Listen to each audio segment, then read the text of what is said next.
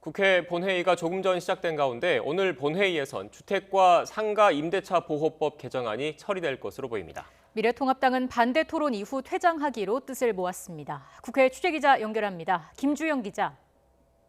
네, 국회입니다. 네, 오늘 본회의 어떤 법안들이 처리됩니까? 네, 조금 전 국회 본회의가 시작됐습니다. 오늘 본회의에 올라온 안건은 모두 4건인데요. 먼저 방송통신위원회의 새로운 위원들을 처리하는 안건이 처리됩니다.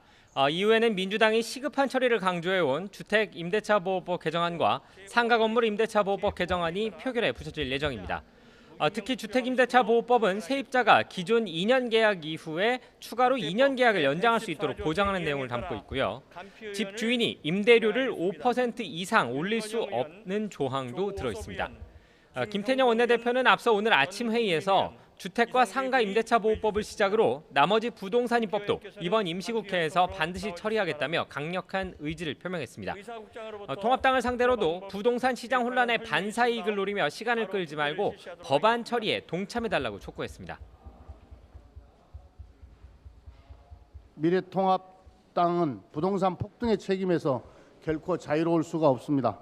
야당도 반사이익에만 안주하지 말고 부동산 시장 과열을 해소하고 서민 주거 안정을 위해 책임 있는 공당으로서의 역할을 다해 주시기 바랍니다.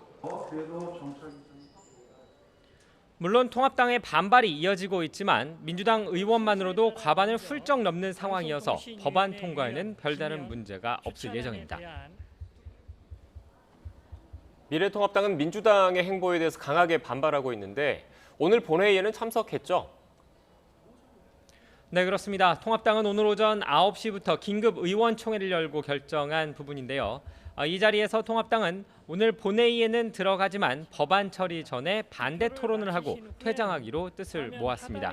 일부 의원들은 모양새가 좋지 않으니 끝까지 자리를 지키자는 의견을 내기도 했는데요. 전체 의원 표결에서 퇴장하자는 안이 다수를 얻었습니다. 기본적으로 통합당은 민주당이 다수 의석을 바탕으로 야당을 무시한 채 의회 독재를 하고 있다고 보고 있습니다. 주호영 원내대표도 의총 자리에서 아무리 빨리 법안을 처리하고자 해도 규칙은 지켜야 하지 않겠느냐며 여당이 토론 기회도 제대로 안 주고 밀어붙이고 있다고 목소리를 높였습니다. 특히 오늘 처리 대상인 임대차법의 경우 절차적 정당성이 없다고 주장했습니다.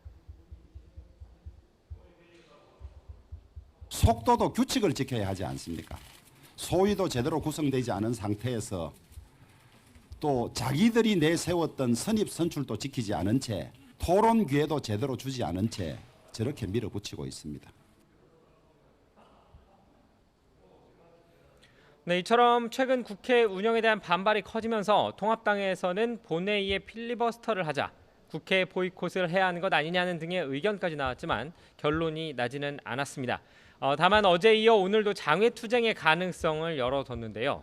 주 원내대표는 폭우로 전국이 비상이고 사회적 거리두기로 장외투쟁의 시기와 방법이 고민이지만 국회에서 여당이 무지막지하게 밀어붙이면 국민에게 호소하는 방법도 고민해봐야 한다고 강조했습니다.